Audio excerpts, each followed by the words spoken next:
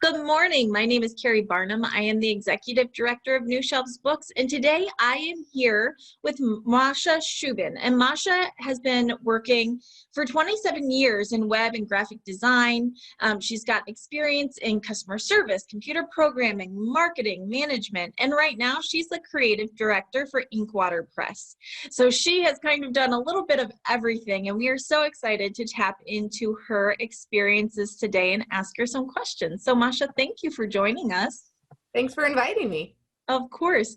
And so for everyone who doesn't know, the way that Masha and I got connected is we are in a Ingrams Spark group together, and she had posted an article all about how to format illustrations for a book.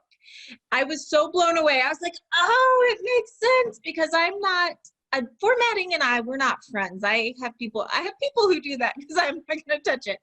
And I was so impressed with the clarity of the article and the information that I was like, hi, my name is Keri. You want to come be my friend?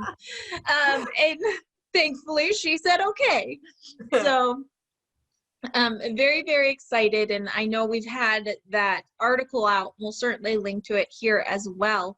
But come to find out, Masha's just got a ton of experience in formatting and illustrations and that kind of thing that we want to tap into and ask her questions today. So Masha, how did you get into working with books? Well, I've been a lifelong reader. Even when I was, I would say 9 or 10 years old, I was a library volunteer. Oh, so fun. I loved books forever and a day.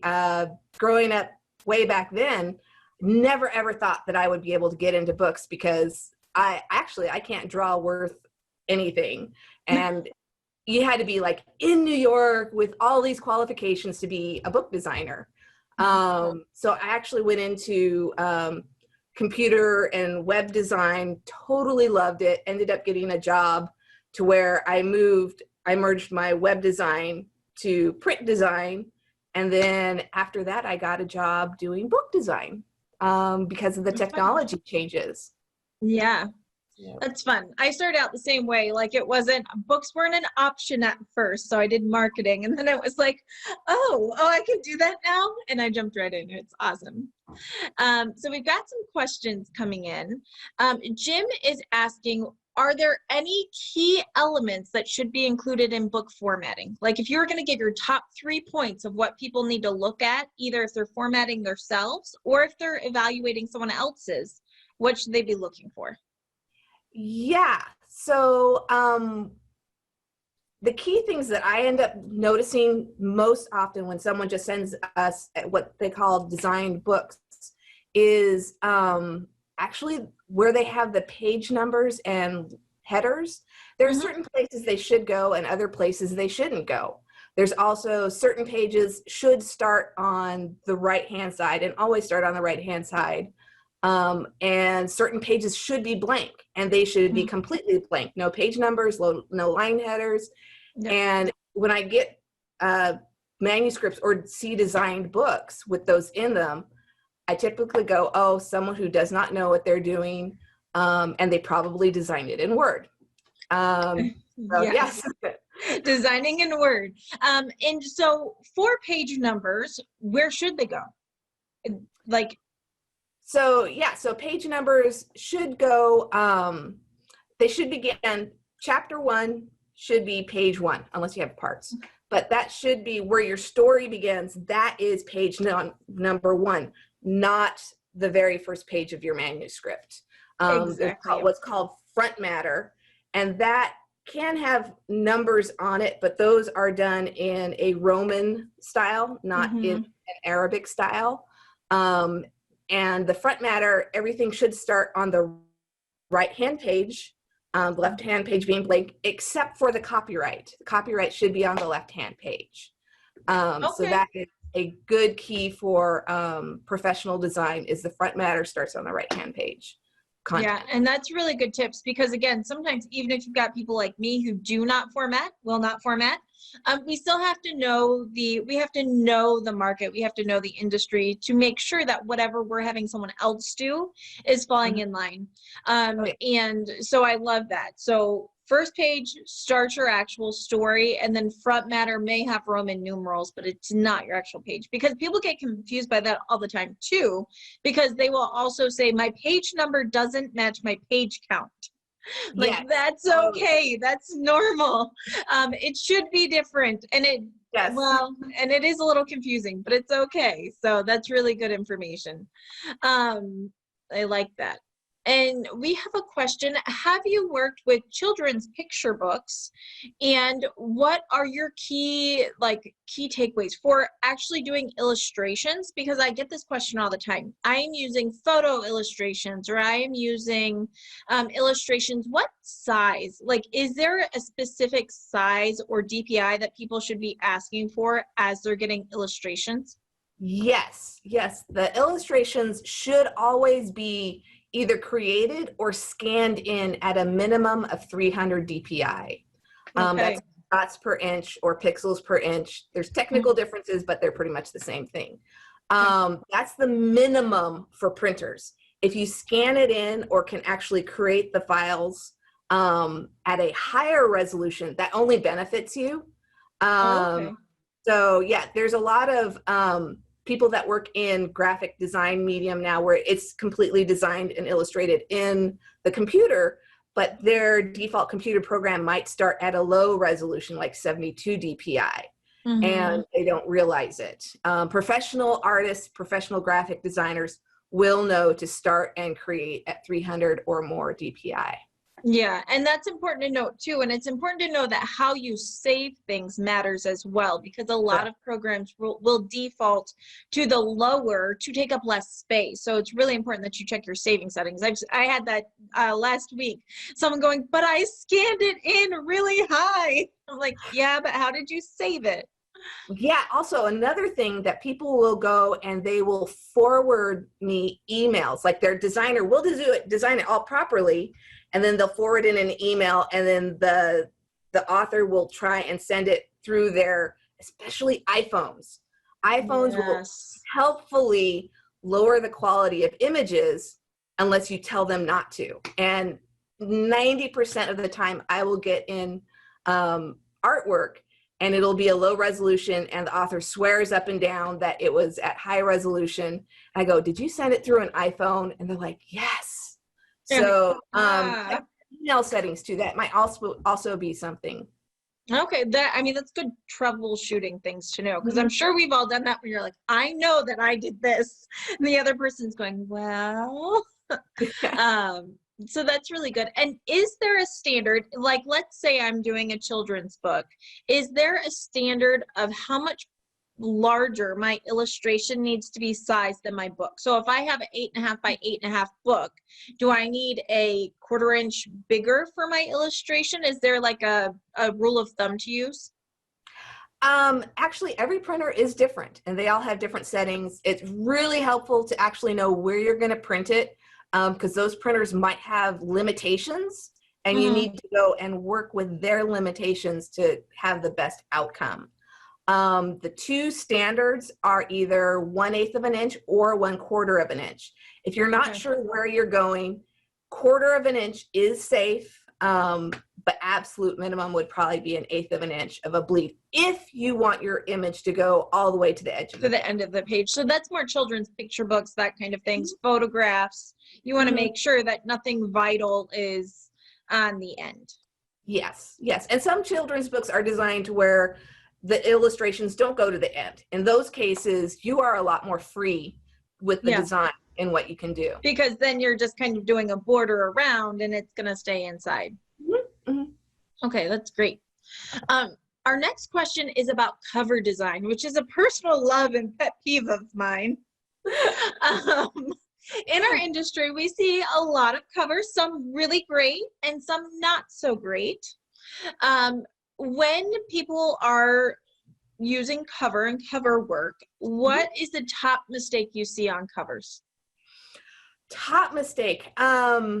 When an author is designing or thinking about designing their own cover, the two top mistakes that I see is that they try to be way too detailed, way too much information, and it has to be super hyper accurate to the interior of the book. And that's their priority. That actually kind of defeats the purpose. Another one is, especially with children's books, and I hate to say this, oh, my daughter drew this and I think it's cute, therefore it should go on the cover because I love it so much and everybody else will love it too. If it's for family, great. And Yes. if you're trying to go to the public, you really do need to go a professional route. Right. Unfortunately. Well, and I say this all the time. If you want your book to be to present professionally, if you want it to sell in the market to professionals, you need professional artwork cover. And it does matter. So whether I can make a book cover today in Canva, it would be hideous. It would be horrible. But I could do it. I won't do it. So don't cringe too much.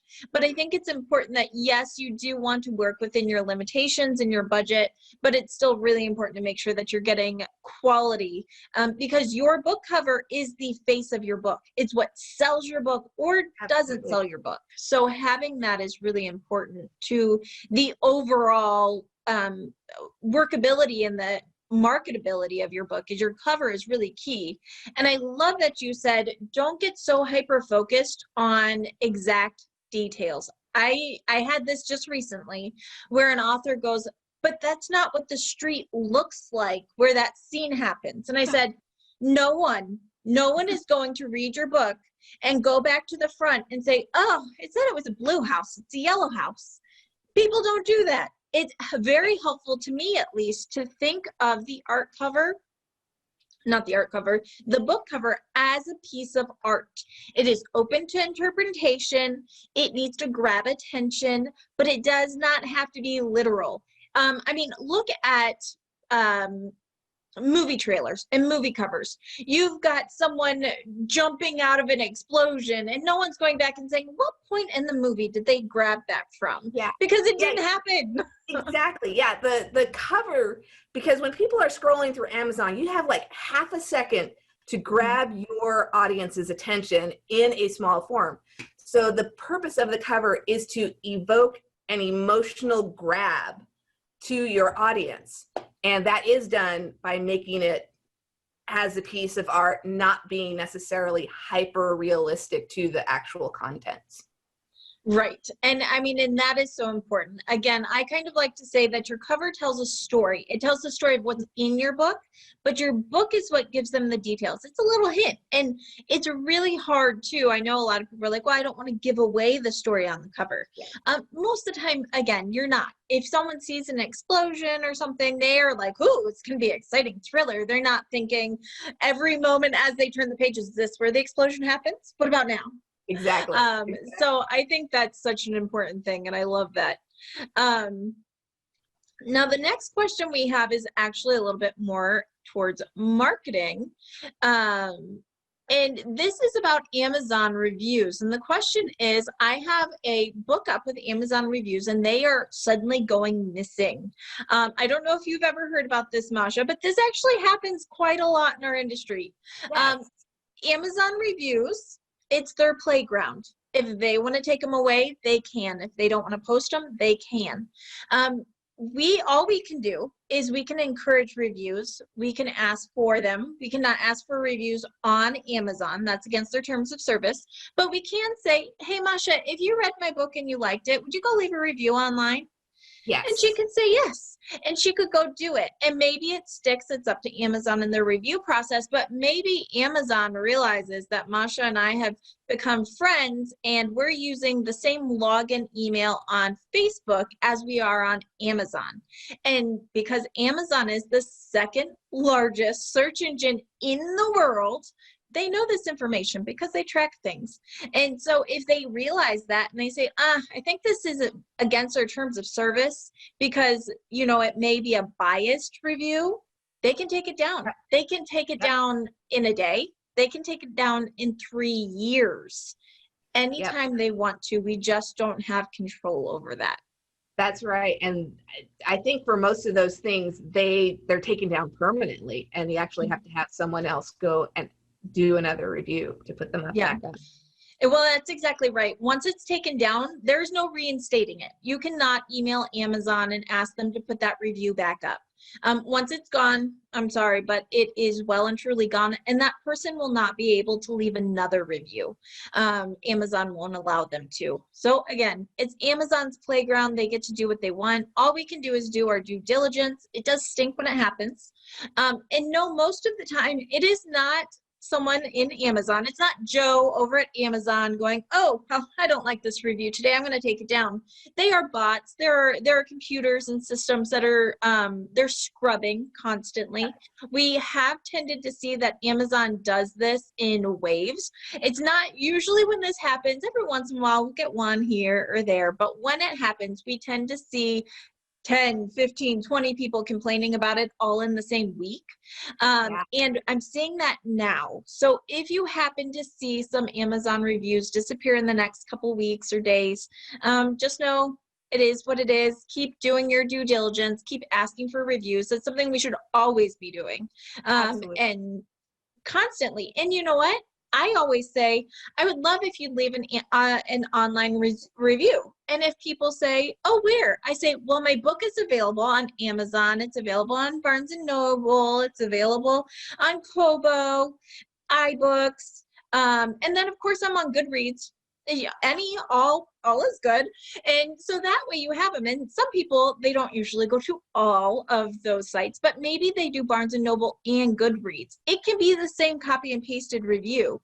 So some people will do that depending on if they use Goodreads. And I always say any review is a good review. I don't care what site it's on. I will take it.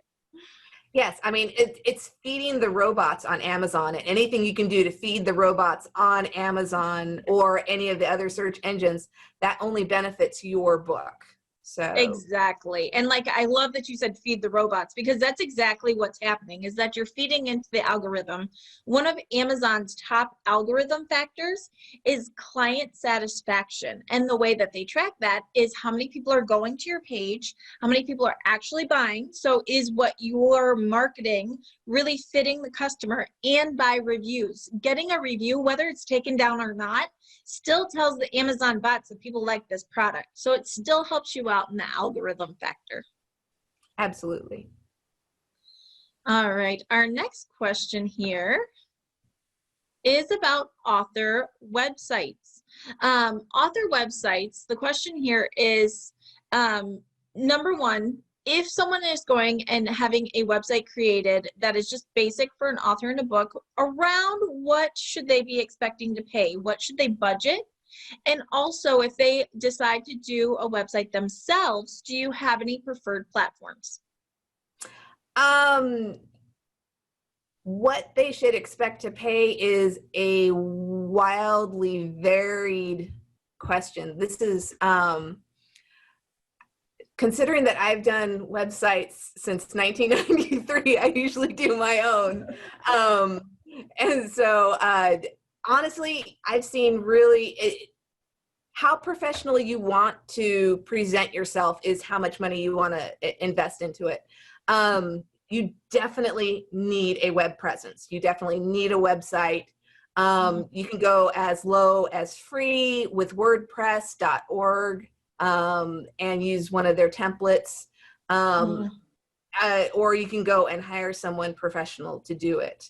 And you can, go to your whoever is definitely, if you want to go, if anything, number one, invest in. I would invest in a domain name. Yes. Get a domain name for your author, either your author presence, preferably, or your book. That I would say would be much more important, is claiming that and then pointing it to something as a templated WordPress site. Point at someone. And you guys, for a URL, you just go to a hosting site, you buy it. It's like $10 a year, something like that. Sometimes it's 2 years, depends. I always say grab your name. If your name has different things, like I am called Keri Barnum or Keri Ray Barnum. I own KeriBarnum.com and KeriRayBarnum.com because I can use them all and I don't want anyone else to use them. Selfish. Your book title, if you are self-published and you have named your publishing company, try to grab your publishing company URL. You can always, you don't have to have 5 different websites. You can forward those websites onto one website, no problem. But claim them and claim them early on. Even if you're not published yet, if you're still writing, claim your name, brand yourself, because that will carry you through for a really long time. And I think as far as websites, like you said, there are free options on WordPress if you're savvy, or you can pay for one, but expect to pay for what you're asking for. If you're asking for a pretty simple landing page that just has a feature on you and your book, it's going to be fairly inexpensive. If you are asking for an all-out website that's got a bunch of pages and it's got you in the media and you as an author and it's going to link to this and then your blog and then you want it to do this, it's going to increase with each of those asks. Yeah, the basic landing page should only be a couple $100. Something with a lot more interactive, expect to pay in the 1,000+ range. Right, and I think that's important. And one of the questions that came up is, do you have any opinion on Wix, W-I-X? I think they're great. Again, they're like a lot of the other templated ones. If you can get whatever you're comfortable working with, yeah, I say go for it. Okay, that's good. So that's the big overview, but as with so many things in marketing, it depends on what you personally are, what you personally are looking for and what you're willing to spend and how much you're willing to learn. Like I said, formatting, I'm not willing to learn. I have great formatters that I will pay. But for some things, a website, maybe I would be open to it. So I think it also just depends on your skill level and what you are willing. I always say time or money. Which one do you have more of? Which one's more of a priority? And then you work from there. Yes, and then one concept that I always try and bring up is that when you're starting a book, you are starting a business, and how you want to see that business/book succeed. That's how much time, effort, and budget that you want to put into it. Some people do it for friends and family, so you can have a lower budget. But if you are looking to make money from the book and have a professional presence, it's a business, and pay out what it takes to be at the level of business you want to be at. Yeah, you have to invest in a startup, whether it be your book business or any other business. You have to invest if you want it to get started. It's great. As a graphic designer, do you actually design book covers, or do you take an illustration and then format it for a book cover? Or both? I actually can't draw, so mostly what I work from is stock photos. I combined a number of stock photos to come up with the concept that I want, so sometimes that's a single stock photo and it's just perfectly and captures what I want. Sometimes I have to go and combine stock photos. So what I do is I actually design the book cover last. I designed the interior first, so I've gotten a greater exposure to the tone, to who the audience is, to possible concepts or scenes that I want to put on the cover that I feel would sell the book. Right. Then I work towards assembling what would, I think, make a great marketing piece for the book. Yeah, and I like to do that too. I always like for our book covers to kind of be one of the last things, because your book cover needs to take the elements of inside and the tone and your audience, and you have to factor in all of those things in order to create a successful cover. And to that part of it, I want to just clarify that there's a difference between an illustrated cover and a photo cover. And so what Masha's talking about is where you use stock photos generally, and you either use a mashup of them or you use a single one and you're doing text overlays. And it sounds easy, but it's not. It's not easy to make it look good, but they are taking photos that already exist and you pay for the copyright or, whatever it is. We're not stealing work. No.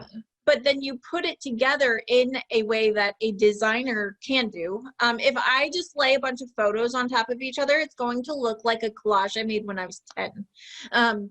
again, it's not my thing. However, a designer, Masha, knows how to take those things and really integrate them in together so it comes together as a cohesive piece. And that is a photo design. An illustrated design is where you actually have someone drawing or directly creating the picture that you have in your head, right? Did I? Yeah. Okay. Yes.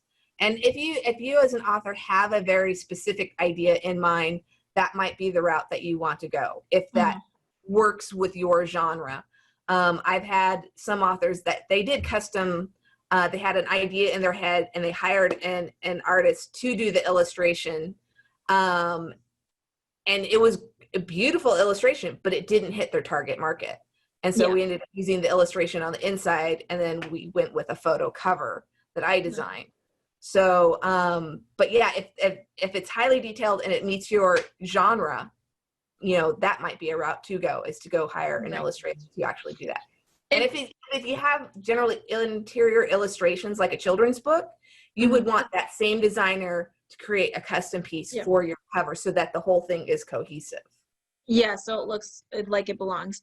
An illustrated cover is usually a little bit more expensive because you're hiring the illustrator and then the cover designer. Yes, yes. And one thing that you mentioned, and I get asked this a lot, is children's books that are illustrated. What do you think of using one of the interior illustrations for the book cover, or do you always recommend that a special illustration is made for the cover? I always recommend that a special illustration is made for the cover. I would say 50% of the time when we receive book files, the author and ours collaboration didn't think of that, and so I end up having to use an interior illustration. It's not the end of the world. It's not the most professional. If you're going for top most professional, you want your illustrator to create a custom piece for the cover. Okay, good advice. Annette is asking, how do you design the interior without direction from the cover design? How do you kind of work on the interior? Do you match the cover to the interior? Do you kind of keep it basic? How does that work? Anything professional is cohesive from the outside to the inside. Like I said, I usually design the interior first. My process is I clean up the manuscript from Word first. And while I'm cleaning that up, taking out extra spaces, extra paragraph marks, I am trying to get a sense and a feel for the design of the book. Then I'll start in on the designing the interior, creating a feel and a presence for the story itself with the words. And to go and encapsulate that, I'll then bring those design elements, feels, fonts to the cover to have a cohesive package. Right. Yeah. And I find too, if most of the time your market research, who your audience is, will affect both. So if you already have a market in mind, for example, if you're doing young adult fantasy, your interior is probably going to have more flourishes, that will then just transfer right onto the front cover. That's something that should be integrated. So they should complement each other in a sense. Now, do they have to be exact? If you used an interior font, does it have to have the exact same font on the front? It doesn't have to. It helps. Okay. There's, any number of, I know publishing houses, they hire out the cover over here and the interior over there. Again, the most professional is to have a cohesive one piece throughout. Like it. Okay. Let me see. Another question that we have here is about Yassiv. For those of you who may have used Yassiv, Yassiv.com was a website that was powered by Amazon that allowed you to search a book, and they would create this really cool web where I could search where the crawdads sing, and it would connect every marketing and sales point and create this web of information. It was amazing. It was fantastic, and it's gone now. As of March 2020, Amazon took this down. I have heard that they may be working on a paid version, but as of now, it's gone. I personally haven't found any great replacement. If anyone has, drop it in the comments, let us know. But while there are certainly different marketing tools and keyword tools that we use, Yassiv, as it was, is gone. We don't know if it will come back, but we'll kind of keep an eye out on it. It was a great tool. I'm sad to see it go. But just so you know, if you go there and you're like, am I crazy? You're not. It's just gone. So let's see. Our next question. I lost my screen. All right. The next question here is, what font size do you recommend for children's books that are for children in the learning phase? They're learning how to read. So generally what I say is, for children that are actually reading the book, you probably want to hit between 16 and 18. Each font, actually, you can have several different fonts all with the same size, and they will be varying in height. Yep.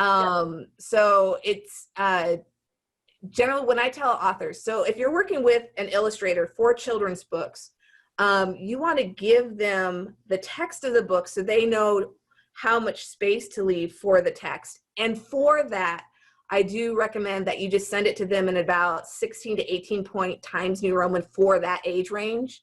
It's a little bit older first readers, you might go down to 14. Okay. But give them that text that needs to go on that page so that they can go, they have an idea of how much space to work around to incorporate the text with that. So yeah. I think that's important too. And remember, first readers, you want it old enough for the children to clearly see. You also want your font clear for children. No fancy tails and things like that. When you've got a first reader, they will take it. Like I have had my son say, that's not an A, because it was, you know, where it goes over top, and then he's like, that's not an A, Mom. And I'm like, well, it is. I think it's important to have very clear and easy font for kids, but also keep in mind that if a early reader is reading this book, there's a big sibling, there's a grandparent, there's a mom behind them trying to read over their shoulder to help them see and make sure that they're reading clearly, and they're farther back, and so be kind to our eyes and make it a little bit bigger. We all appreciate that, I think. And then also keep in mind your audience, there are specific fonts out there for dyslexic readers, and so those are really good if you know your target audience is in that range, or if you want to go and accommodate them, go and look up for dyslexic fonts. That's really interesting. I never actually thought of that. And I actually have dyslexia in my family, and I never even thought that there would be certain fonts that would be easier for them to read. And I'm sure most of you know, but for those who don't, if you are dyslexic, the pages almost look like they're jumping around on the page. Things turn, they twist. So it can be very hard to read, especially phonetically, because, you know, you can be looking at 3, THREE, and then they are seeing THERE, and so they're saying there, and it's just something in your brain. Some of it can kind of be trained. I know that we did that in my house. It was a lot of repetitive training your brain how to read and how to think, but it's really cool that there are also fonts that help that, and that is certainly, I think, something for kids, especially children's books, first chapter books. That would be really a cool thing to incorporate. Yeah. Very cool. We have a question from Facebook from Michael, and he's asking, what software do you personally use for formatting, and is there any accessible software that you recommend? What I use is I clean up the documents in Word. I find that works easiest. Then I go and I import it into InDesign for the interior layout. Covers, I usually design in Photoshop first. And then once the author has settled on it, I will then import that design into InDesign to create files for the printer. Sorry, I don't know what happened on my sound, but I just had something pick up. That scared me. Wow, sorry for the jump. So InDesign is usually normal, and then Photoshop for your covers. Yes. Okay, that really did scare me. What happened? All right. What size of print book do you recommend for a novel? So for family drama genre, as far as formatting size, if you go to newshelves.com, one of our blogs is all of the trending cover or format sizes and trim sizes for 2020. Most fiction is hitting in the 5x8 range, 5.5 by 8, 5 by 5, or 5.5 by 8.5. And I'm sure, is that kind of what you've seen this year as well, Masha? Yeah, and also, again, especially for self-publishing authors, it depends on word count because your book is priced on how much it takes to print the book. So if you have a higher word count, having a higher trim size decreases your page count, and you might be able to get a lower retail price based off of that. If you're talking standards, then yeah. Exactly what you're saying, between the 5 by 8, 5.5 by 8.5 for the 80,000 words, which is typical. Okay, awesome. Thank you. All right, let's see. Yes, and just to clarify, Pat is asking, you're saying that it's best when you're sending your manuscript to the illustrator, it's 16 to 18 font, New Times Roman, just for blocking purposes is usually best. Yes. I would not use that in the final book. It's just giving them an idea of the space needed, that they need to have what's called quiet space, to where that your text comes through clearly and it's easy to read with the illustration behind it. Yeah, great. Yeah. And Barbara is pointing out that dyslexic people have creativity off the charts. I have seen that, not always, but certainly. I mean, I know several dyslexic people, and like I said, in my family, immediate family, and I have just seen the compensation, or like my brother's dyslexic, and while he does have some issues with reading, it's still not his favorite. I mean, he absolutely can, not his favorite pastime, but math, I mean, the dude's a whiz. It just kills me. So absolutely, there are different things that it's just amazing how different people have different high points. Yes. So awesome. All right. Our next question. Let me see. Do you have recommendations for children's picture book fonts? I know that's kind of something we've talked about in here. Are there any like go-to fonts? I don't necessarily have any go-to fonts, but like what we were talking about earlier, look at the shape of the letters. If the shaping of the letters is really far off the standard, like there's a lot of fonts that are really cute, but like their J's are just a straight stick. They don't have the little hooks at the end.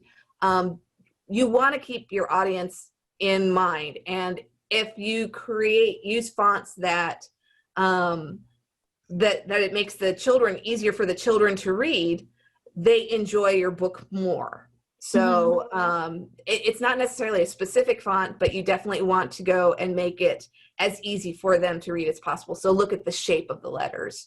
Fonts actually have copyright issues with them. So if you're doing this on your own, you actually need to make sure that your fonts are free for you to use in commercial purposes.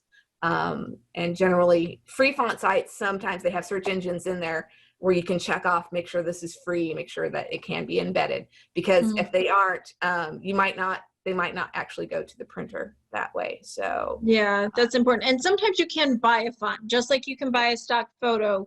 Sometimes you can buy the rights to use that font, but it's important that you do your due diligence so that you're not getting in trouble and having problems later. Yes. All right, awesome. Let me see here. A question we had that came, well, I had, which came in the same Ingram Spark chat group, was about running ads on Amazon. And the question was, if I have my ebook, my paperback set up through Ingram Spark, and that's the only distribution I'm using, can I run ads through Amazon's advertising platform? And the answer, unfortunately, you guys, is no, not really. Amazon advertising platform is really created for those using Amazon's publishing platform, which is Kindle Publishing Direct, or KDP. So you really need to have your book up on KDP in order to use their advertising platform.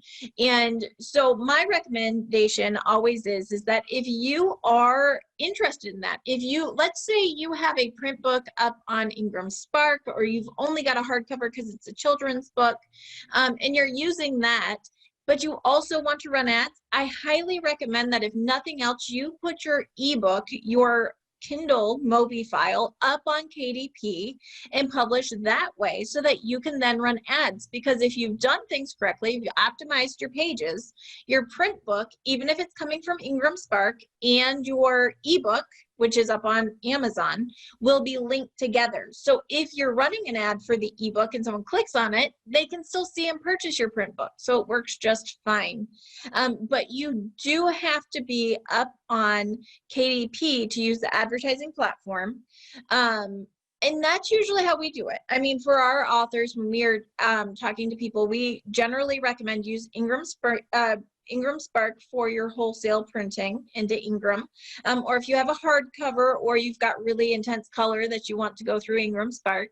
And then KDP, we upload our ebooks, as well as if you're doing paperback print on demand, I highly recommend that you put your paperback right up on KDP, because you'll make about twice the profit per sale going from KDP to Amazon, opposed to going from Ingram Spark to Amazon to the consumer. And another kind of seemingly unrelated thing with that is if you buy your own ISBNs instead of using either KDP's or Ingram's free ones, you can actually post the same book in both places.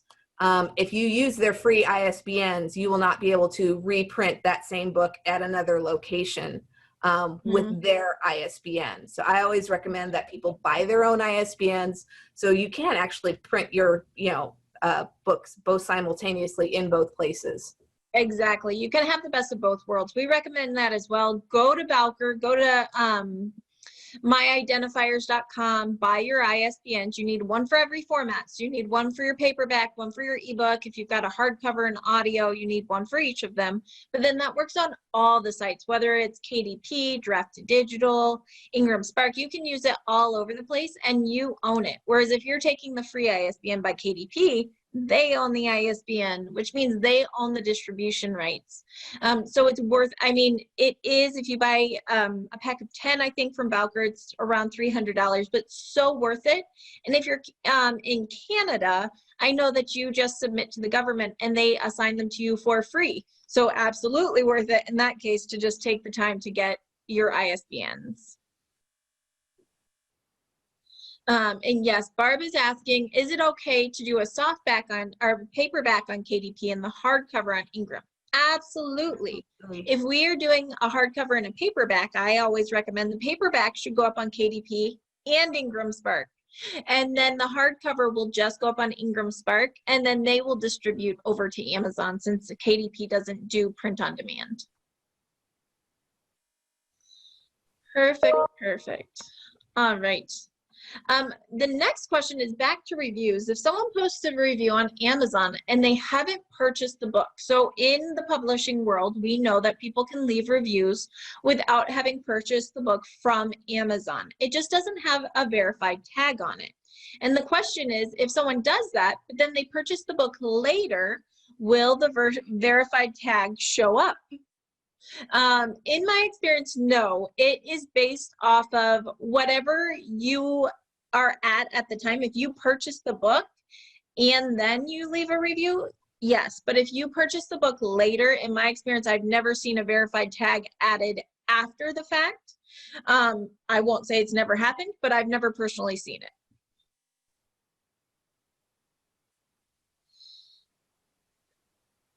And let's see. Next question here is, I'm compiling photos, cartoon characters to send to an illustrator for my children's picture book in a Google Drive file.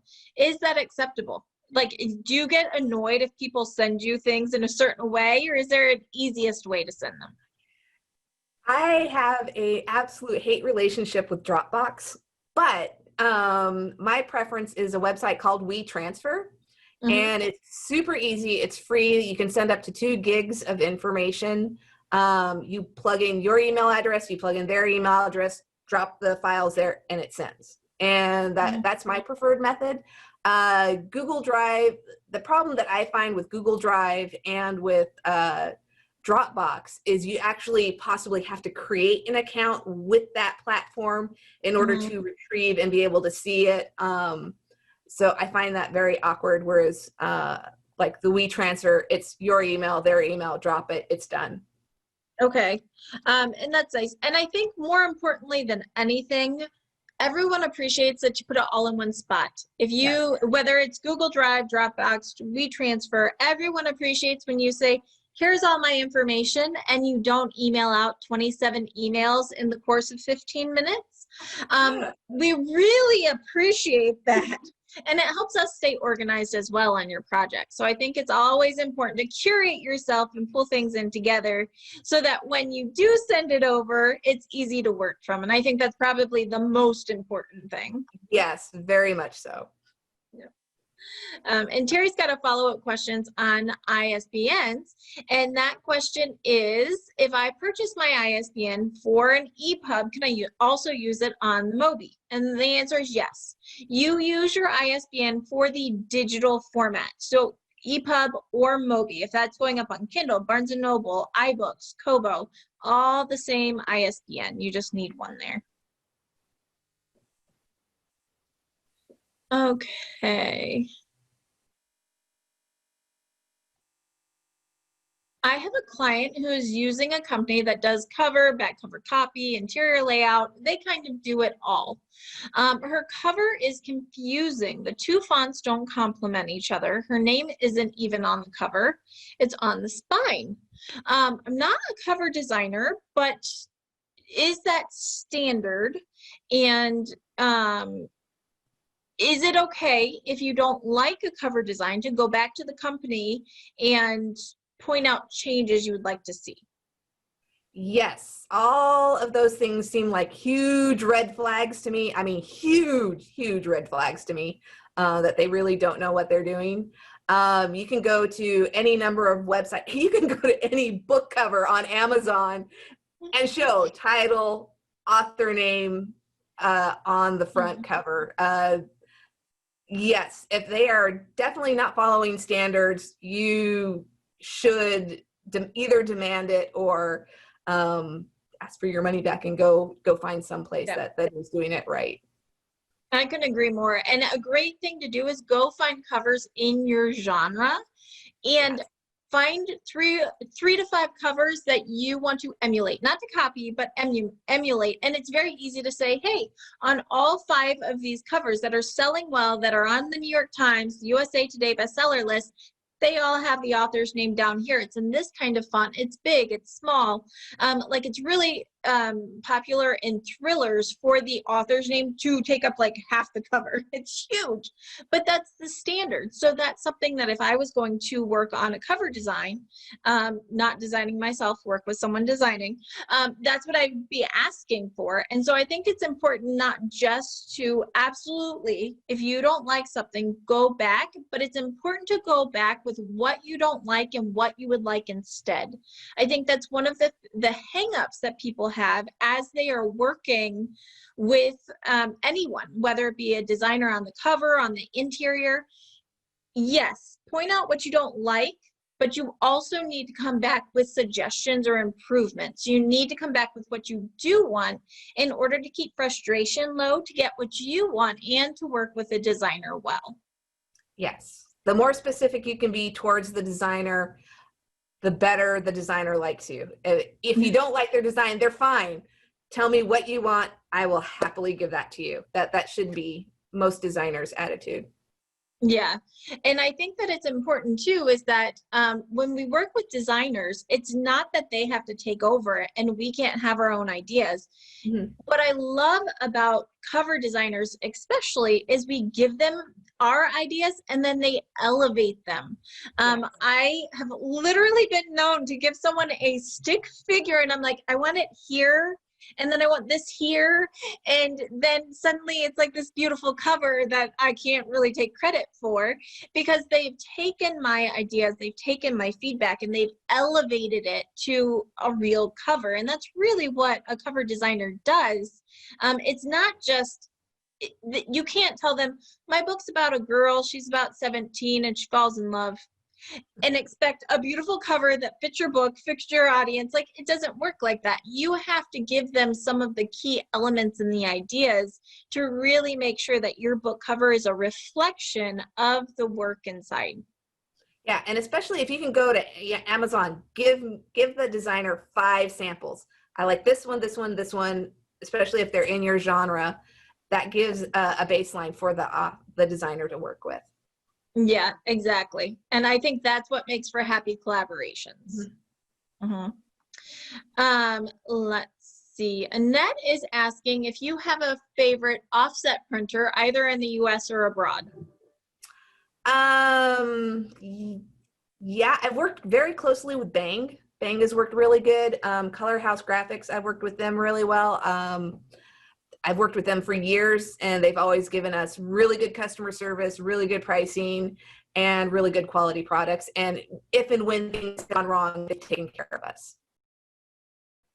And I think that's important too, is that ask for recommendations, look in your area, because sometimes I may have an excellent printer near me that I get books really quickly, but if shipping time is in factor, not only is shipping, if I'm shipping from Oregon or California, it's coming a long ways and it's going to take longer, and that's going to increase the time and the price. So it's also important to look around you and find recommendations around you for your printing anyway. Now, of course, if you're going abroad, it's totally different, but when you're working within the US, keep in mind, and if you are going abroad, know that your book shipment will take probably 4 to 6 months, especially right now with customs.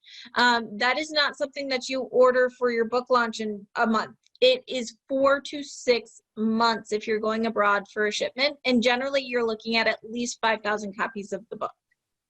Yeah, and if you are, you do have your book with Ingrams Spark, they do have offset printing available, and they just send your exact same files over to there. Usually if you go to a different printer, they have different settings, different specs, and so you have to redesign, especially the cover, to meet those printing specs. Yeah, okay, that's good.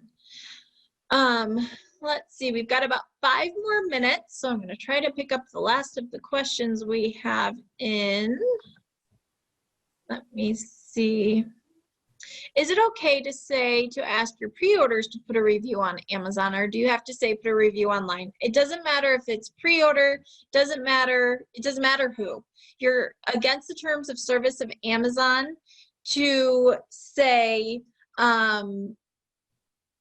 go buy my book and leave a review, or leave a 5-star review. You can only say, please review my book online. With that said, if you're talking to your best friend over coffee and you're like, hey, I'd really love a review on Amazon, Amazon's not hanging over your shoulder, and they're not going to be like, oh, I heard that. But it's best practice to always just say review online. That follows within their terms of service, and we want to respect those terms of service. We want to make sure that we're playing within the rules and the guidelines, because again, Amazon is their playground. They get to make the rules, and we want to be able to stay there and make money and sell books and market on their platform. So I think it's important for that. And then the follow-up question is, if I'm using Amazon and Ingrams Spark, which one should I download my book to first? I think you mean upload. So upload your book.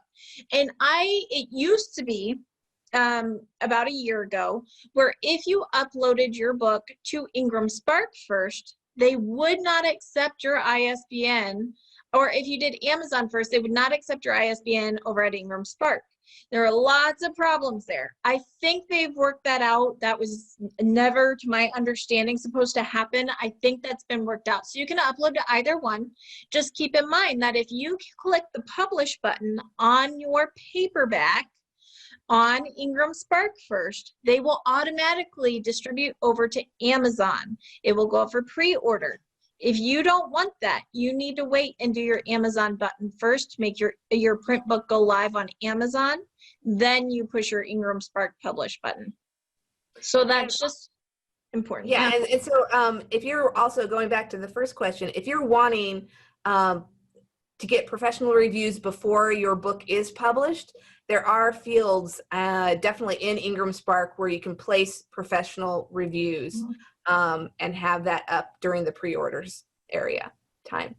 Yeah, absolutely. Now keep in mind, if you're doing professional reviews, especially if you're going through review houses like Kirkus, Shelf Awareness, the Library Journal, they require a book 3 to 4 months ahead of time. So that is a long pub plan. It works. It's amazing. Just know that you're going to wait some time. This is not a rush job. It doesn't work like that. Yeah, correct. Well, Masha, you have been a wonderful guest. You've given us so much to think about as far as design and fonts and all of these things. And we've got a lot of requests about where we can find you if we want to keep in contact. Good question. A link I gave you in my bio currently points to a Pinterest account. Of just all of my covers.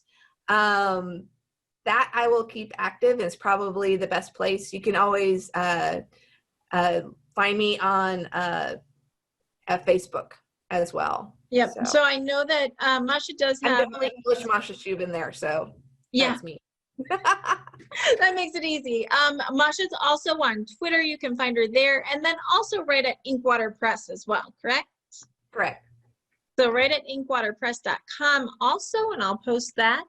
And so again, thank you, Masha. You were so fun as a guest. It's so nice to have someone that is experienced in the technical side of things, because that is one of the things that I've worked with so many designers and people in formatting, but from not afar. We work very collaboratively, but a little bit of you go do your thing, I'll do my thing, and we'll play nicely that way. So It's lovely to have you on. I know we have a lot of adventurous authors and publishers who kind of do a lot of this on their own that I am absolutely sure found so much value today.